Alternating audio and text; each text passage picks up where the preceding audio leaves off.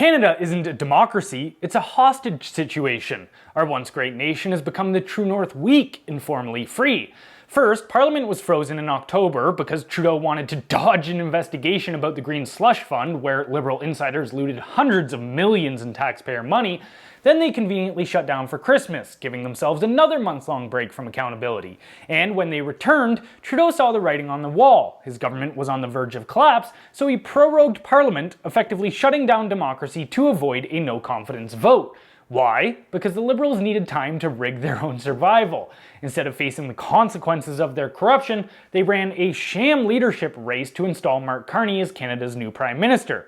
Carney wasn't elected by the people, he was chosen by 150,000 Liberal Party members, just 0.4% of the population, in a leadership race so blatantly manipulated that non-loyalists like Ruby Dalla were barred from running. This isn't democracy, it's a hostile takeover. And who is Mark Carney? The very embodiment of elite globalist interests. A former central banker, a Brookfield asset management executive, and a man whose financial empire is deeply intertwined with China.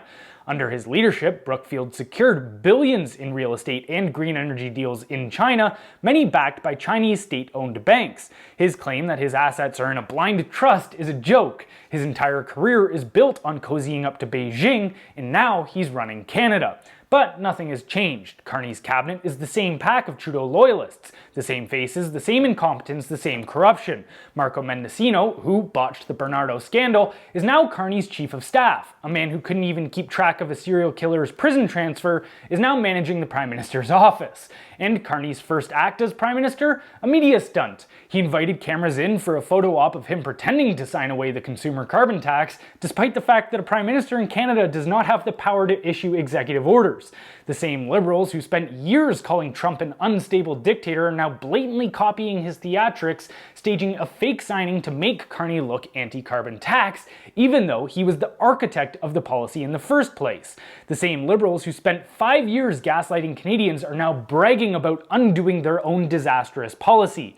And where is Jagmeet Singh in all of this? He's already pledged to prop up Carney's government, claiming he has to help them deal with Trump's tariffs.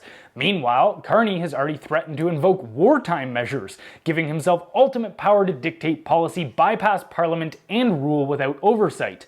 The Liberals spent years warning about threats to democracy, while they're the ones actively dismantling it.